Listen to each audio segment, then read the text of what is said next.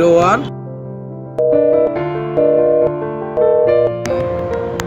তমাল তমাল অর্ধা অর্ধি লাভ হবে, এর থেকে বেশি হবে। 2000 প্রতি 1 টাকায় 21 টাকা। কি বলো?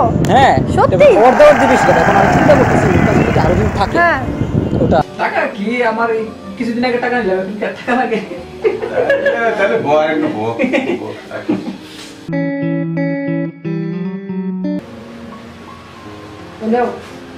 আর কোনোদিন টাকা চাইতে আসো না, নিজে কিছু করো, ওইটা দাঁড়া।